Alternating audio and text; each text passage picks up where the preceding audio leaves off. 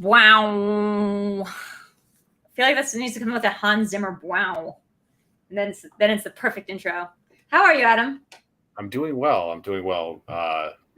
Recovering from a busy weekend, Yeah, what did you do and this weekend? had my daughter and went to a theme park, and I can't hang as well as I used to at theme. It's not that I can't do them. I can do them the whole day. It's just that afterwards I feel like I've been sprinting Yeah. Which for theme like park? a tiny little theme park up in New Hampshire called Storyland. Okay. Yeah, so it's just a cute little regional theme park, but a lot of fun this summer. And then found out afterwards they have 21 and over nights, which gonna have to What? go back for Storyland After Dark. It sounds awesome. Oh, that's awesome. Yeah, my favorite places are places that are for children, but then have like adults only points, like sections, Mm-hmm. like the barcade that I go to, or like the arcade that's like after Yeah. midnight. You can still technically have your kids there until 2 a.m., I guess, but I'll judge you as an adult Mm-hmm. person just sitting at the Angry Birds coin slot game all night. It's like when Um, people are carrying kids over their shoulders like a sack of potatoes at Halloween Horror Nights. I'm like, yeah, and you're like, come on, get your kids out of this theme park for adults. there's no place for them here.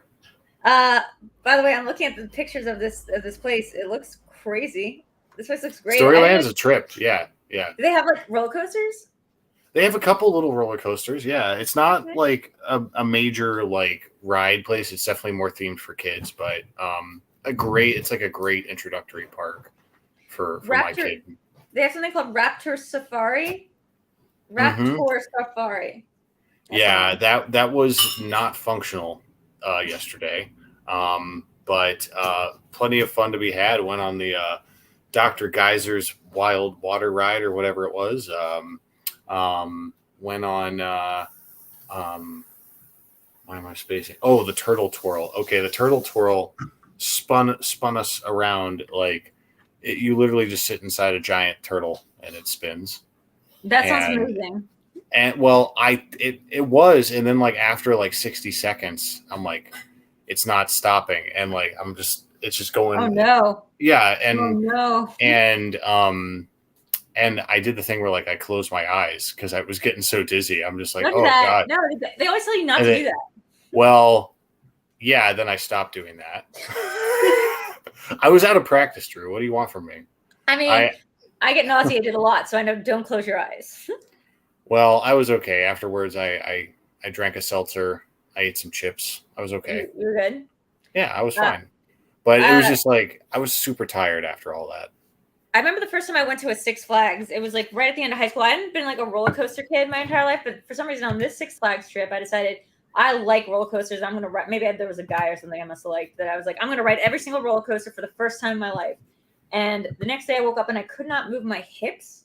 Like I had like thrown something out of alignment. I have like some joint issues, but like I had thrown something so far out of alignment that I like now whenever it rains, which luckily doesn't happen that much in California, like my hips will literally like feel like someone has them in a vice. I like fucked myself up at like Six Flags. Yeah, no, Six Flags can be pretty unforgiving. But we're not here to talk about Six Flags today. This is actually a different time than usual, but this isn't a Why Are We Like This episode that we're doing based on an idea that Emma and I came up with last week when we were talking about it for summer camp. We know it. We loved it. We went to some. Adam, what was your experience with summer camp and summer camp films? Yeah, it's like it's never really ended because I feel like I was aware of summer camp long before I ever attended. And I think a lot of that had to do with how ingrained it was into pop culture, especially going into like, the 60s and 70s. I feel like summer camp was becoming more and more popularized in pop culture. And for me, some of my earliest memories of summer camp and pop culture were the original Parent Trap movie. That was something that I really glommed onto. The original Friday the 13th as well.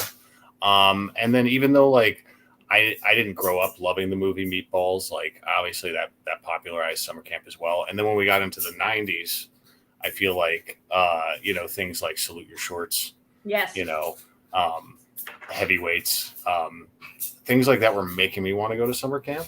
But the thing is, I had to pay my dues, and I ended up having to attend religious Christian-based summer camps for a number of years before I ever worked up to a camp that was more in line with what I enjoyed actually doing.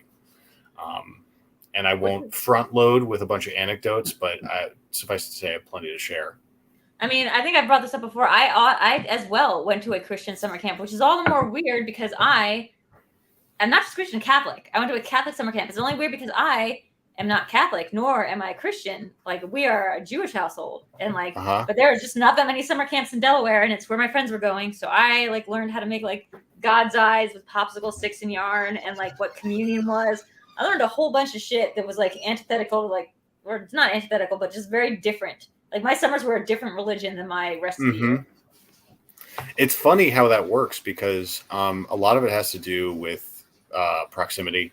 You know, the religion or lack thereof associated with the summer camp was often incidental. But for me, it was definitely by design as far as my parents were concerned. They were, you know, trying to keep me involved in the church in the summertime. And, you know, full disclosure, I'm a secular gentleman to date, but I grew up in a religious household. So like, you know, it just was part of my upbringing. And I remember, you know, just the year my parents said, okay, so you're going to go to Camp Wanakee. Okay. You're going to go to Camp Wanakee, Wanake. I want to say Wanake,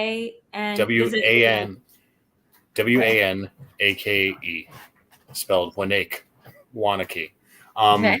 But I remember like signing up for that, and it was like 1 week at a time, and I was excited about going and like doing all the outdoorsy stuff. But when I got there, day one orientation, you know, you got your Bible study, you got you know your hymn time, your singing time, the hymn times, and so like it took forever to get to the point where I was actually like enjoying any free time absent of the Bible with like my fellow campers. And there was always like a handful of other kids who were like thrown into church camp who weren't really happy about being there. And you know, that was why Adam's Family Values always rang so true with me. Yeah. That one always worked really well for me because it was specifically that thing of just being the weird goth girl at camp.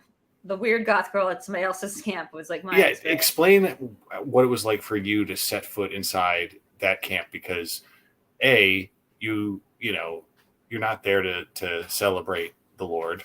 No, I was not. Weirdly. B, you know, did you have any real point of reference for like the songs and things they were doing? I had no point of reference for like what Jesus was. Like, point of reference for what Jesus was. It wasn't that we were like so anti-Jesus in my household. It's just like my dad is a scientist. My mom is they're both weird New Yorkers. Like they're very much like very absent-minded people in certain ways, and they didn't have like a lot of, maybe patience is the wrong word, but probably something along the lines of patience for like teaching us anything that like, you know, teaching us anything that was outside their purview. And I think religion fell very much like outside their purview. You know, Judaism is very much like modern Judaism is a lot of it is cultural more than spiritual. Like it's about like the community of going to synagogue and becoming friends with all these people. It's not so much like you spend that much time talking about your faith in a lot of Jewish communities. You just are Jewish together. Like you just live together, or like you hang out with other Jewish people. But it's not so much like, I mean, there's exceptions, of course, and like there's different sects of Judaism, but like in my experience, like living in New York and living all over, it's just sort of like Jewish people just like to hang out with each other and like eat together on Friday night. You want to know what blows my mind, Drew, is you grew up on the East Coast, yes? So here you are growing up on the East Coast, the Atlantic coast, mind you, and you're like, you end up at a Catholic camp, Catholic summer camp, which blows my mind, because my buddy growing up in Central Ohio, where church camps were abundant, he got sent to a Jewish camp because they didn't have any openings at church camp at the time for his for him to go to. And he was raised by his grandmother, and I remember his grandma, she very religious woman, and she was so frustrated she couldn't find a church camp for him. She's like, well, the Jewish camp is close enough. I'm going to send you to that one because at least they read part of the Bible. And he's like, what? Part of the Bible. See, I didn't have a functional knowledge of how Christianity was even different than Judaism. Like, well, that's it. From her point of reference, like the Bible's complete with the New Testament. The Old Testament's only part of it for her, but at the same time, like, she was grasping at straws. She had no idea where she was sending her grandson. And he had a great time. It actually worked out to his benefit because he was dealing with more progressive kids who were like more relaxed and enjoying themselves. And he's like, I don't want to go to church camp again. The Jewish kids, they're not exactly known for being relaxed out in nature, if I may be so bold to identify. It was a Central Ohio Jewish camp, so I don't know. A little bit more chill. I didn't know that there was such a thing. Wars means that I am from the East Coast, from that area. There was just a thing as Jewish summer camp until I went to like high school, and I found out all of the friends I had like went to Jewish summer camp together. I honestly didn't know that I went to a Catholic summer camp until like long after I was like moved away and living somewhere else that I realized, that was like Catholic. Like it wasn't. I just thought it was just summer camp, and that had like a Christian bent or had like a Jesus. Did they make you take communion, or was that optional? They did. They did make me take communion. They forced you. Like, they didn't force me. They were just like, "Here, get in line. Like, let's do it." And I was like, "Hey, they make you do a lot of shit you don't." Like, is this snack time? What is? That was my next point. I literally just thought it was snack time, and I was also like a little chubby kid, so I'd often like try to break into the room and like get some extra snacks, even though they tasted terrible, but like. It was cheaper than trying to like buy some chips over the commissary. I mean, I literally rip you off at the camp store every time. Yeah, I'll get into that. The thing I most remember is the God's Eye and having my very first boyfriend at summer camp named Clinton. Oh yeah, yeah. Well, summer camp romance is its own subgenre of discussion, which we can definitely get into. But so I think Adam's Family Values and Salute Your Shorts was my two frame of references for what summer camp was supposed to be like. Neither of which varied. I mean, of course they varied, but they both kind of hewed to what I experienced as like a summer camp attendee. Did you have any high expectations or different expectations that your summer camp failed to deliver on? Well, my big thing was like I wanted archery, I wanted canoes. And that stuff didn't come right away. I got to that like later on in my summer camp experience, but I didn't get it right out of the gate. And the thing that was really frustrating about my first year there at church camp specifically is I just remember getting a lot of mosquito bites. I wasn't prepared with the right amount of bug spray. And then we just spent way too much time singing hymns and doing Bible study. And the best part was when we actually did an overnight, like camped out in the woods and everything. And we cooked meals, on the fire. And that was one of the highlights. But it was just like they were so focused on the religious itinerary that like it was hard to fit in any of the actual summer camp activities. And the thing is, like, it was through trial and error summer after summer, like pushing, like seeing what I could actually do at that camp. I remember my final year at church camp, I just simply abstained from singing. I just wouldn't do it. Yeah. And they were upset with me and they put me in timeout and stuff. And, but I wasn't trying to make a big deal out of it. I just simply, I'd reached my quota. I couldn't sing the songs anymore. And so I just sat quietly and didn't participate. And they took issue with that. And I had to sit separately from the other kids during one of my meals as punishment for not singing. And that was the summer I was like, I told my folks, I'm like, I'm done. And I was like 12. That was like my final year at church camp when I was 12. Like I had that presence of mind. I was like, I'm finished. Yeah, I mean that sounds exactly right. I was about to say I think your camp sounds a little bit more Christian-y than mine, but I'm looking at the websites for both of them. Both of them have the same. I think yours is a little bit more intense, but here, let's see. Mine was definitely Christian-y. I was gonna say at Camp Arrowhead, I don't remember being that Christian-y, but looking at their website, looks like they're pretty Christian-y. Like their typical day is like 8 p.m. breakfast, 9 a.m. morning chapel, which just by the way, like no, like I shouldn't have to go to summer camp and like wake up at 8 a.m. Like that's getting up to go praise the Lord when you're a kid and you're really not into praising the Lord, especially yeah. Christian education is the #1 at camp activity, which just sounds like, why would I need to know that? Like, why does that fall on camp? What are you afraid that the kids are going to lose religion? And like, if you leave them alone for the month of June and July, like that should be the rest of the year. Look, I don't want to alienate any of our viewers, and I mean no disrespect to anyone's religion specifically, but I did actively rebel that final summer. And I remember a buddy of mine, my bunkmate, sadly, I can't remember his name, but I just remember like we would amuse each other by staying up late, and like we would do that thing where like we would each take turns telling like a verse of a made up story. But like the whole thing was the camp director was this jolly woman. I forget her name too, but she was also like the chaperone in the building we were staying in. It was like a dormitory at that year instead of a cabin. And she would come like hang out in the lobby to make sure we wouldn't sneak out and stuff like that. And I just remember like he and I at some point decided to just nickname her Satan. How clever, right? You know, brilliant. Oh my God. Yeah. No, but then the narrative grew, and just every night, like when we were supposed to be like crashing, we were like added to the narrative of the devil, who was out in the lobby every night making a brew that she was poisoning our food with, and all this stuff. And we coped with our frustration by assigning this ridiculous narrative about the devil to this perfectly happy woman who was completely oblivious to it. And we spent night after night just, well, like I wish I could find my journal entries, because like I remember committing some of this to print, and it was just the ramblings of a couple like 12-year-old kids who had a chip on their shoulder about church camp. And this poor woman who we called the devil, she did nothing wrong. She was just doing her job.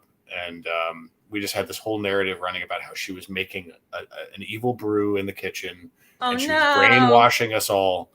And we all had to escape with our lives if we were lucky. And it made sense if you were there.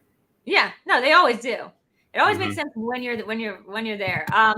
Speaking of which, though, we do have something for. Is this the camp that you're talking about? The one that we have a video from? Okay, so no, we're not there yet. I didn't want to jump. Okay. Sorry. No. So like I'm laying the groundwork here because I needed to explain why I pivoted to the camp that I ended up loving, which is still a very active and successful summer camp, Camp Ballabay in Pennsylvania, Ballibay. So I discovered that camp because I said to my folks, I'm like, I'm done with the church camp. I want something that's specifically not religious. And because I was into theater and film and stuff all my life, I was like, anything to do with like the performing arts, the creative arts, that'd be cool. Well, this camp, it is a theater camp first and foremost, but it's also got like dance programs for people to do that. Just straight up art programs. But then media, film and television, radio. They had a low frequency radio station, so I was able to like the Beekeeper and Wet Hot American Summer. I had my own radio show. And like Adam, Sam Levine. Yeah, and so Camp Ballabay was very formative for me. That was I went there from 13 to 16, and I went all the way through 16 because I loved it that much, and that was where like I gained a lot of confidence. That's where I met a lot of people from all over the country and some international campers as well. And it just broadened my horizons. It connected me with people. It prepared me for college. So like when I finally went to college, it felt like a really natural transition because I would go out to this camp and I would be there for a month at a time instead of like 1 week. And it was just really immersive and a lot of fun. And the video I sent you is from a little talent show we did for fun. And me and my pal Chris, we decided to do a rendition of the King Missile spoof song, Jesus Was So Cool. Why do you call it a spoof song? That's or is it a spoof of the song? No, so like the spirit of the song is spoofy. That's my point. Yeah. So Okay, like, gotcha. so basically it's a spoken word thing about uh very matter of factly told about Jesus being a very cool guy, just because he was so nice, could do like magic tricks. Essentially, I'm not belittling it, but that's the point of the song. It's a great song. And me and my buddy decided we were going to act this out and then wrap it up with a musical performance. But this was done in front of a group of campers of mixed religions or lack thereof, some Christian, some Jewish, what have you. And it was done in good spirits. So that's where it's coming from. Okay, let me see if I can. I'm gonna try to make this big. I'm gonna try to share the screen. Let's see if we can do this. Guys, this is amazing. I got that sent this earlier today, and there's 2 videos. So is it both? Is it the first one or the first part is the sketch, and then the second part's the song? Gotcha. Okay, so let's see if I can share screen. Let's see if this works. Yeah, I think this is gonna work. Let me know if you guys can hear it. Hold on, and. Everybody loved Jesus. Everybody wanted to hang out with him. Anything he wanted to do, he did. He walked in the water and swam on the land. I'm sure if Chris was watching this, he'd appreciate this being shared. Everybody. Jesus was really cool. How old were you when this came out? Oh God, your braces. I was 15 or 16. Jesus could have told the future. Oh my God. Jesus could have baked the most delicious cake in the world. People are loving this. Jesus could have scored more goals than Wayne Gretzky. I just remember being melting inside those robes. So Rob's saying it's cool. Adam kept the same haircut. My hair was longer then. Yeah, even longer. Wait, explain to me how there's a cut, how there's a different camera angle. Like this is like perfect. This is now better than the Schmoedown grade. I'll get into that. I'll get into that. And drink his blood. That's so cool. This is really cool. Jesus was so cool. But then, some people got jealous of how cool he was, so they killed him. Are you not wearing shoes? No shoes. Amazing. Had to commit. Dance around? You're dancing. My dancing has stayed the same. Yeah. Oh my God, that's amazing. No wonder there are so many Christians. My beard's filled in since then as well. Yeah. And wait, and then so that's part 1. Hold on. Let me get to it. And then let me stop sharing for a second. We have a part 2, guys. This is incredible. Let me just a quick interlude. The reason why the camera work has different angles, this is the great part. They structured the program so well at this camp that like even back then when we were shooting on VHS tapes, they had every play and performance that we did. They would rotate in. Thanks, Adelia. They would rotate in campers who wanted film and television experience to film the shows, and they would set up the cameras on tripods all around the theater or the venue where we were doing the shows, and then they would have a control room or a control table with someone on a headset, and everyone would have headsets, and they would run it like a live television performance, and they'd say, all right, camera 2, prep on, zoom in on such and such, prep camera 3, and it would give kids a chance to like learn how like television was shot. And that was like that was my first experience learning that kind of stuff, so that when I went to college and like took my first television production class, I was like, wow, I can't believe camp taught me this stuff. That's awesome. Yeah, that's why like there are actual angles and stuff like that. It's kids and they're learning, but they're actually like learning valuable skills. The fact that this is like better than 90% of like any camera work I see like on stuff today is like crazy. Like this is like home theater. I guess kids today would also know TikTok, but that wouldn't make them good editors necessarily. The way that is edited, where like the shot is a clean break and then it's a different angle. Like that's a great edit. And that comes down to like they would bring in their camp counselors were oftentimes late high school, early college age kids who were, in the middle of film and television programs. So they would bring that experience to the camp and they would pass it on to kids. So that's so cool. I'm imagining like that new guy Eddie from Stranger Things being one of those kids, like the AV club, God. the Hellfire Club. Yeah, no, I became friends with some of my camp counselors because we were so close in age and we would keep in touch after the summers. So it's funny that you mentioned that. I will put on your.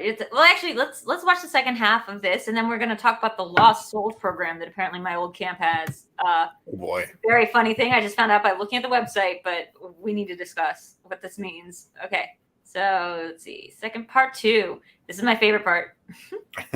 Actually, they're both equally good, but I have a soft spot in my heart for this one.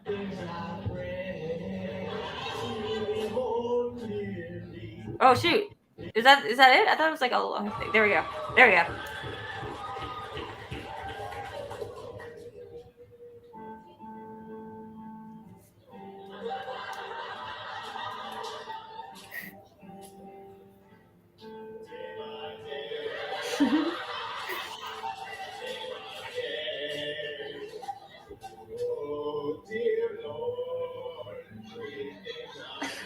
I mean, our harmonizing is obviously really good. It's really excellent.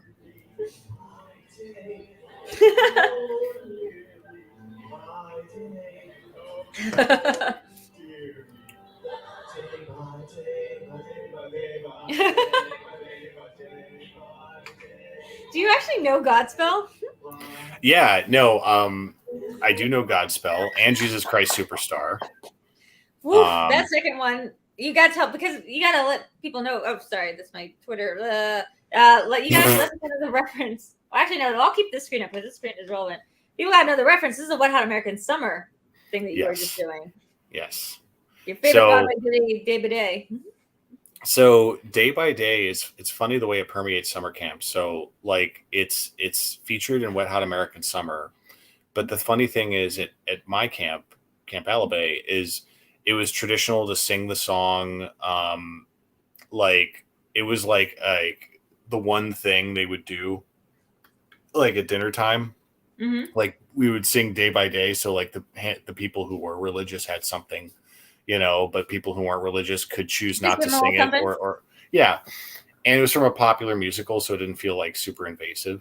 Yeah, that feels like the non-denominational Jesus story. Like it's like exactly. What if he was a clown? Like exactly. And even Jews get behind Godspell. And so what was fun is we decided, well, why don't we just end it with day by day since we sing that every day in the dining hall? And the thing is, they've been doing at that camp. They've been doing that since at least the mid 80s. So like day by day at a summer camp is not exclusive to Wet Hot American Summer. I can say that from experience. Okay, that's my question. Had Wet Hot American Summer come out yet when you did that video? Or I'm like, Wet Hot American Summer came out in 2001.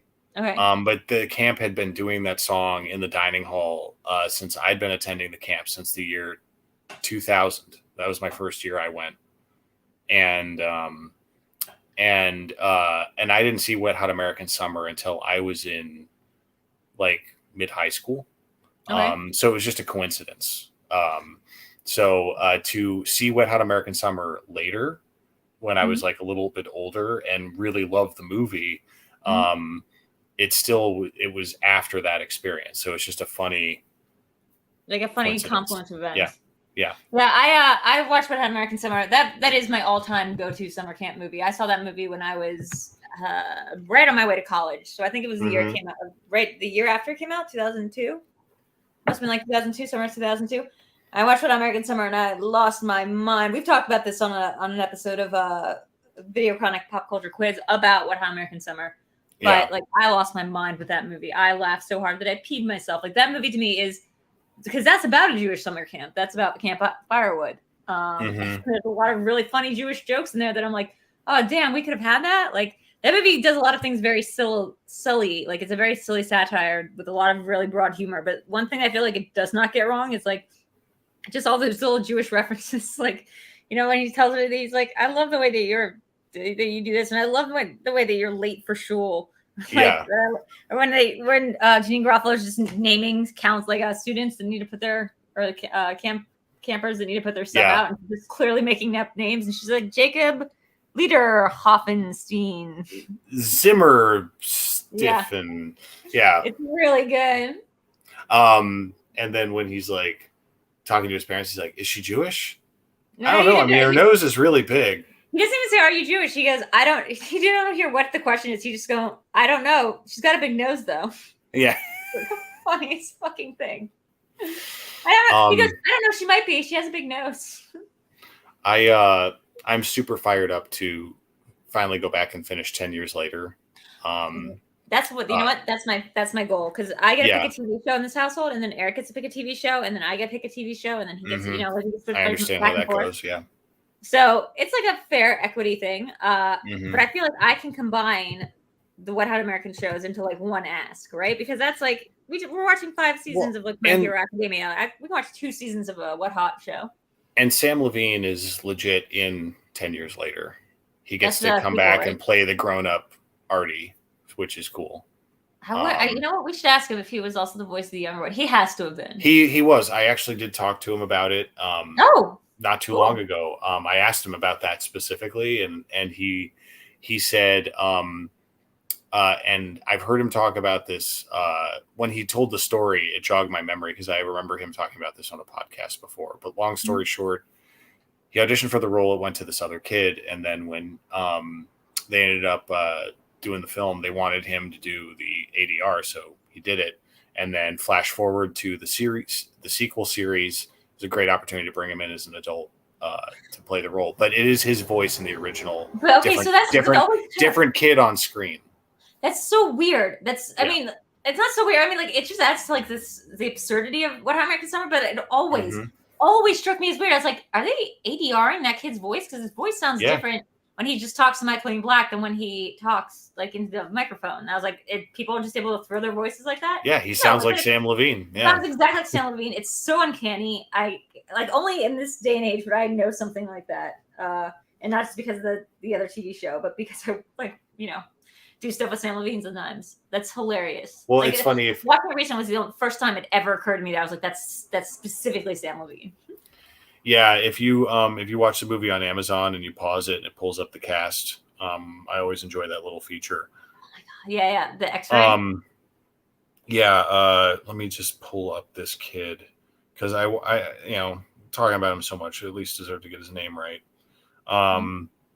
But like when I would pause it, the thing that was funny is it would pull up Sam Levine first every time I pulled it up. Yeah. And after all this, I can't find the kid's last name, and I don't want to hold up the show. His first name's Liam. I'll give you that much. In the original film, but when you pause it, it would say Sam Levine, Artie. That's so funny. Yeah. I'm like looking. I'm like, that's not him.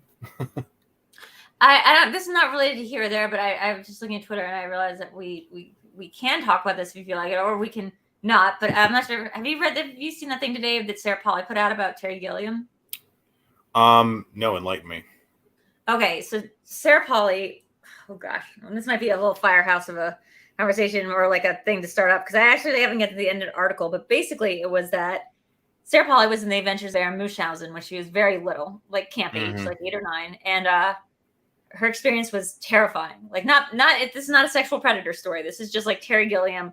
It's kind of like a giant kid, and he like acts like a giant kid, and maybe didn't do the best job keeping her safe on set from like various explosions and stuff that was going on. And basically, like her entire life, she had like some PTSD from it, and then heard that he was doing another movie with another kid a couple years ago, Tidal Waveland or something, Tidal Wave, something like that. And she reached out to him and she was like, "Hey, just FYI, like I was like severely traumatized by your movie, but like I don't hold you responsible. I hold your parents responsible." And he was like, or I hold my parents responsible. And he's like, great. And it was okay. But I guess something's happened pretty recently that she's like gone back and like, no, I thought about it some more. And like, he needs to be held accountable to like holding safe sets. And like that movie like could have killed me, all this stuff. I don't know. It's just like this weird thing that came out today that I thought was going to be a lot worse than it was. But I was like, oh, okay, he's just an asshole.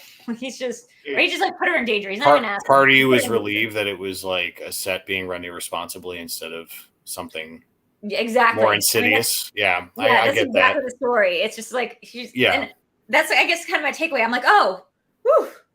Okay, he just almost killed you. That's fine. You guys are still like on good terms though. It's not that like I had a preconceived notion about Terry Gilliam, but given a lot of his contemporaries, that wouldn't surprise me about any number of directors, not because I prejudge them, but because realistically at the time, with fewer and fewer regulations compared to today, that kind of stuff, I have no doubt that just hundreds, if not thousands of people have narrowly escaped death on film sets that we'll never hear about. And I'm not even talking about stunt performers who understand the risk. Another inflammatory situation that gets brought up often on this subject is, the Twilight Zone movie, and with good cause. But at the same time, it's also like, it's naive to think that that doesn't haunt him a lot. And I know just through hearing, when Drew McWeeny had his 80s All Over podcast, great show. They weren't able to finish the whole decade, but every episode's complete gold and worth listening to. He talked about, a run-in he had with Landis, and I'm paraphrasing, but just that I got the impression from that interaction that he knows how horrible that was and doesn't need it relitigated by strangers 24/7. And I think the notion that anyone would walk up to him and break the ice by bringing up the Twilight Zone movie says more about them than it would ever said about John Landis. No, I agree that's true. I do think one of the funniest jokes I've ever heard on television was the Billy Eichner, Julie Klausner show, Difficult People, where they just arbitrarily out of nowhere, it just like starts a scene with two people in the middle of a conversation, and one of them just goes, "What do you think like John Landis's worst contribution to society was? Was it killing all those kids in the Twilight Zone movie, or Max Landis?" And it was just like the most funny random piece of dialogue. It's just horrible, but 100% true. I can't believe that guy's a good person. Like I can't believe that someone that produced Max Landis is like I'm not giving the guy my rubber stamp of human approval, but I also I understand there's a lot to this stuff, and honestly, the idea of working on movies back then at any age scares me, but especially for the sake of children. And I'd like to believe that kind of stuff is rare nowadays, but I believe it. I believe it, especially based on other things that happened around that time. Yeah, I mean, this story, I'm like reading the end of it to make sure I didn't miss anything. Where at the end she's like, "And he sexually harassed me." No, like nothing. Like she's also a child who had her parents on set. Like, and I've never heard anything about Terry Gilliam like that. But it is rare to read a story where it's just sort of like, "Hey, we should hold this guy accountable for like not being as like good about things as he should have." Which, by the way, I feel like is the thing about Terry Gilliam that like we all know already, which is like you cannot fucking run a set to keep his like life. Like he's all over the place. He's like Don Quixote. The movie he can't. Yes. Like it's just this constant thing of like just pie in the sky dream logic. But like she makes a good point of like hold people accountable, and like we don't live in the same day and age that we used to. I think that's a totally fair point. And like I guess I just bring this up because like, oh, it's just so nice to hear a story that ends with like, yeah, he was not even disrespectful. He was totally respectful, but he just like needed to be more attentive. There was some baseline incompetence. Yeah. Baseline incompetence, right? And sort of like it's more about like how the system, again, like these systems like are designed or were designed to protect these enfant terrible directors, like these these Stanley Kubricks, like all these things that would just keep them in a bubble of protection. Speaking of news of the day and just general chatter that may not ever translate into anything, but made me happy was film Twitter collectively getting behind Brett Gelman playing Kubrick in a biopic. Oh my god! Did you tweet that out? That was fucking amazing. That's so true. That made me happy. To kind of bring it back to summer camp, sort of.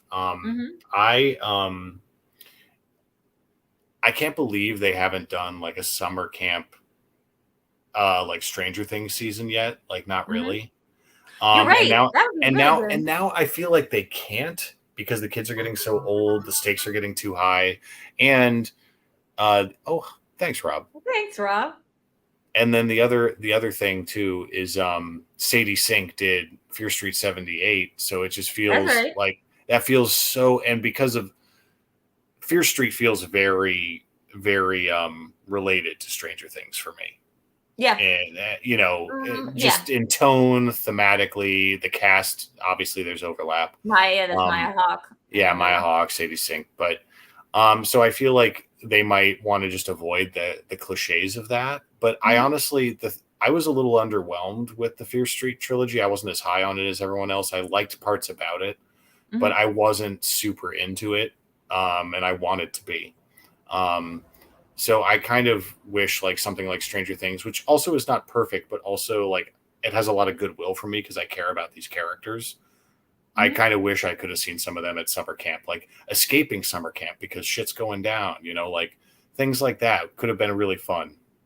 Yeah, by the way, if anyone's asking what the Kubrick biopic is about, it's just that thing. I don't remember. Did Ace tweet it out? Like originally? Oh, no. So I don't know who originally tweeted it out, but it's just for funsies. Ace? I think it was Ace Cabrera. I don't know if, maybe Ace contributed to the dialogue. I don't know if it was originally his tweet. I don't remember who it was, but whoever it was said. Here. She showed me. Said that Brett Gelman should play Kubrick in a biopic, and then Brett Gelman retweeted it. It's like, I'm game, or like, let's go. Or, I didn't even see that part. Yeah, Brett caught it. What? That's crazy. It's a picture of. Let me try to find it. I'm trying to find it through Eric's tweet. So Eric, help us out here and send us the original tweet. But yeah, it's just basically a picture of Brett Gelman from. Let me try to find it. Brett Gelman, guys. He's the guy. Yeah, Brett Gelman is Murray from Stranger Things, the conspiracy guy who speaks Russian and is awesome. I love that actor. I love the character. That's a character that in so many other contexts would be insufferably one note, but he is he's Brett Gelman, so he's really talented and hilarious. If you ever see Fleabag, he plays the brother-in-law in Fleabag, another character that could be like literally just so not just obnoxious, but obnoxious to the point of like grating. But like Brett makes the characters obnoxious without like they can be like fallible and like not it can still be compelling to watch. So he does these kind of like one note characters, but makes them so human that it's like, oh, it's like so real. The other show that I criminally underwatched, not underrated, but underwatched is Another Period on Comedy Central. Have you ever seen it? Yes. Oh my God. I adore Another Period. So for anyone who hasn't seen Another Period, look it up because it's Downton Abbey through, an Office, Parks and Rec lens, with, the mockumentary setup. And, but Girl from Full Notes chick, the one that's not Kate Muccini. Oh, God. The other one, the blonde one. It's the blonde chick. Yes. And it's got Kate Mucci, and not the Kate Mucci, the other one. Mm-hmm. And it's got Natasha Leggero. Natasha Leggero, there we go. Christina Hendricks. Ricky Lindholm, that's right. Ricky Lindholm, there we go. Michael Ian Black plays Peepers, the house butler, who's amazing. It's a great show. It's hilarious, and they bathe in cocaine milk. Remember? I don't know if you remember. It's Ricky Lindholm and who else? Natasha Leggero. Oh, Natasha's the other one. Yeah, I remember it being very, very funny. I think it was Ricky's show, or maybe it was Natasha's show. It was one of them who created it. But Brett Gelman plays this horrendous, sex crazed, gutter trash human being named Hamish. And he just shows up periodically and lumbers around the estate and is trying to get into everyone's pants regardless of their gender orientation. And it's just, he's hilarious. That's all I can say. He's always Hamish to me. The question is whether this guy should be playing. So the long story short is whether this guy should be playing Stanley Kubrick in a biopic. And I guess he responded. I told you the other week that the funniest thing I've ever seen him do was a live show in New York where he did a performance of Cats, but it was just him singing about his cats, or like 100 cats.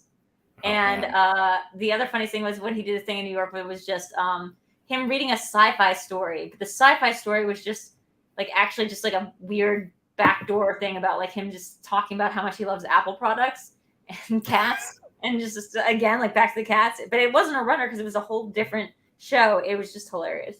So this is Brett Gelman. Whether or not this guy should play Stanley Kubrick, and the answer is, of course, yes.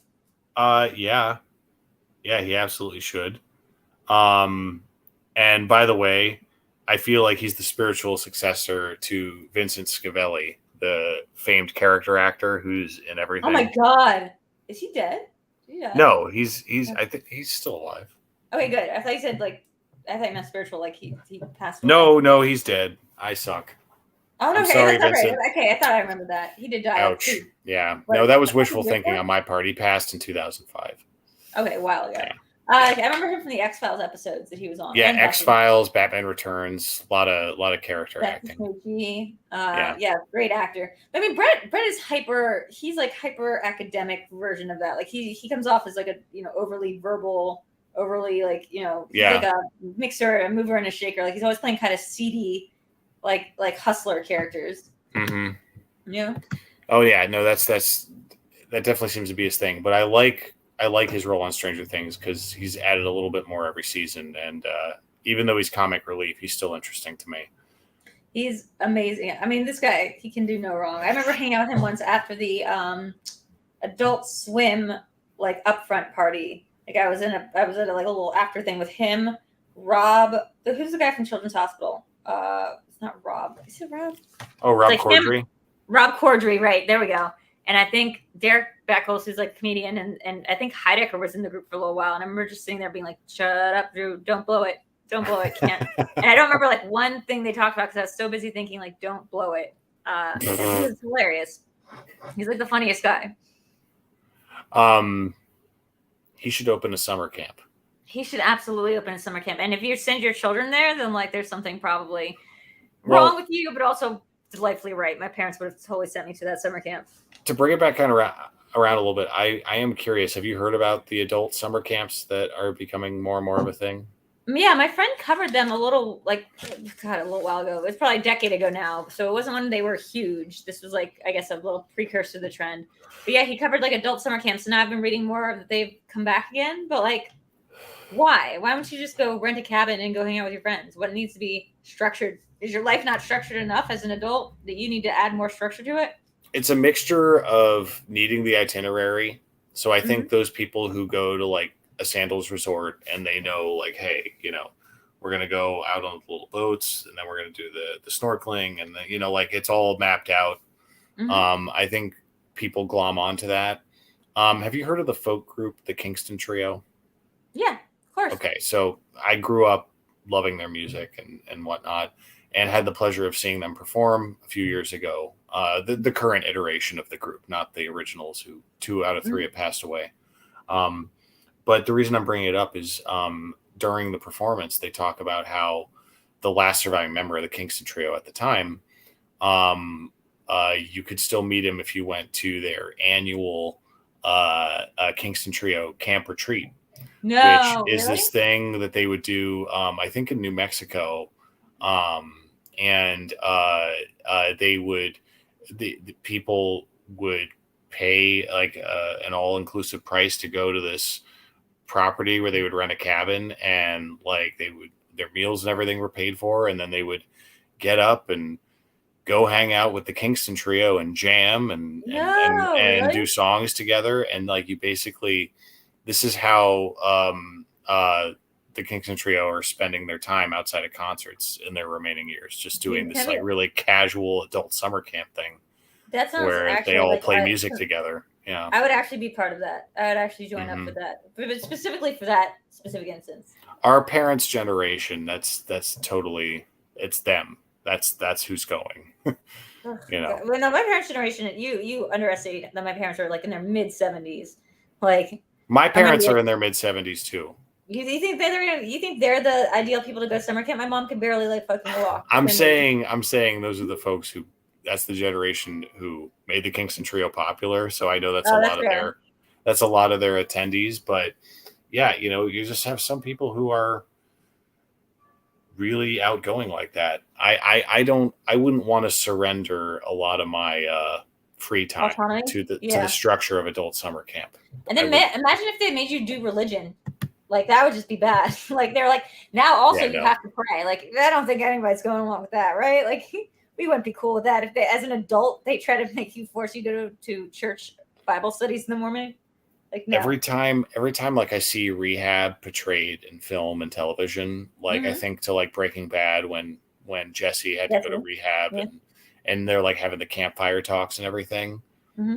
All that shit reminds me of like church camp in a weird way.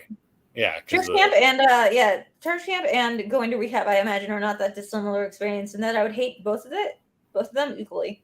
Like, I would hate both of those experiences with equal measure. But speaking of Adam, do you have any final camp movies that you were obsessed with growing up?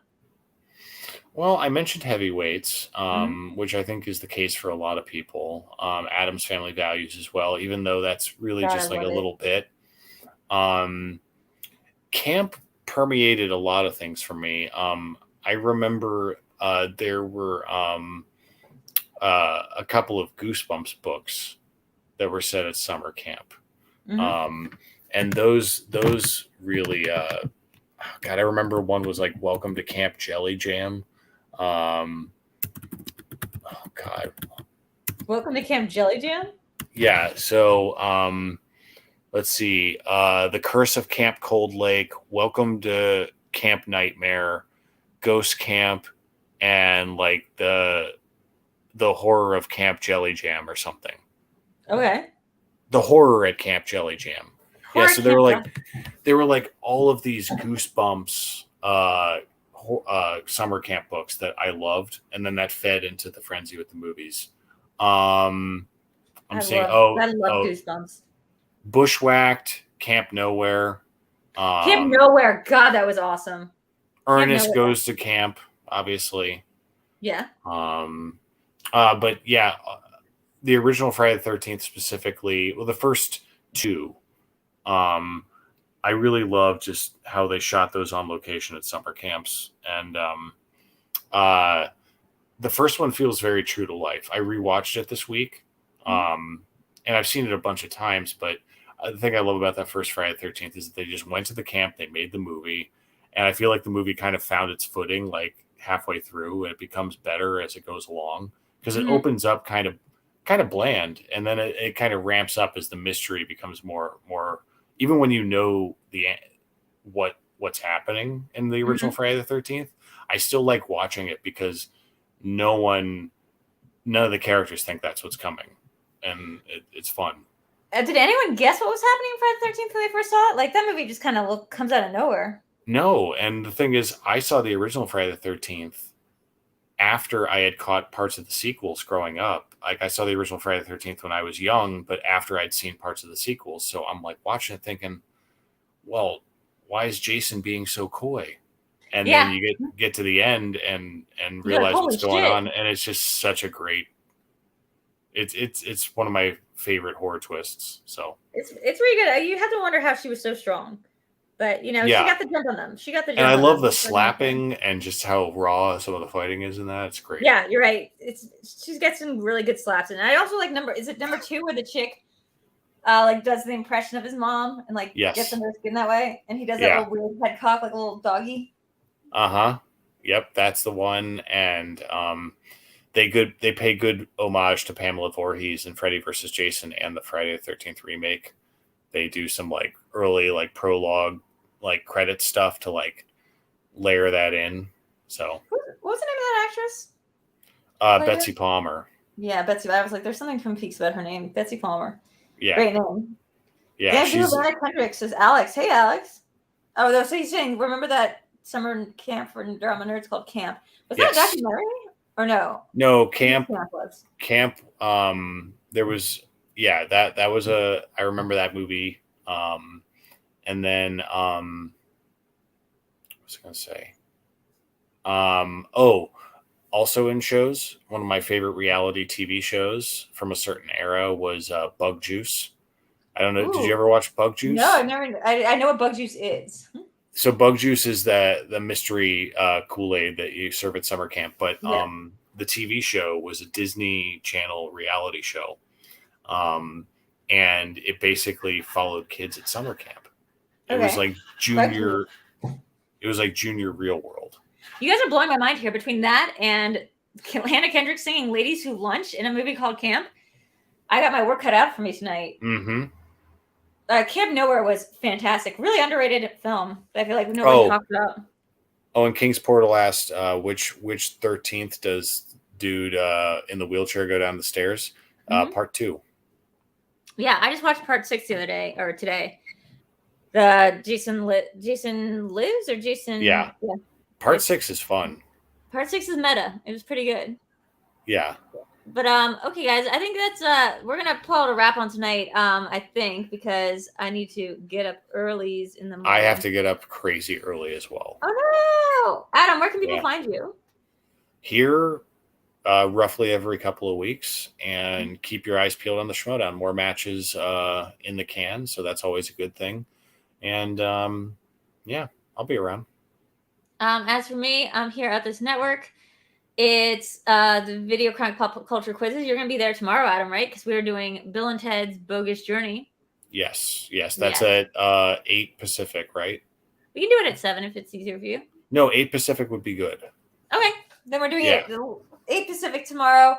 Bill and Ted's Bogus Journey. We're skipping the first one because we just want to go straight to the one that we liked as kids. I assumed you'd done the first one already. No, we just really like Bogus Journey. Me and Eric both have the experience of having mostly seen the second Never Ending Story and the second Bill and Ted before ever having watched. Anyone else joining us, or is it a surprise? We'll see. We're playing the word out right now. So a surprise. Surprise, yeah. So surprise. See if anyone else wants to join in on that.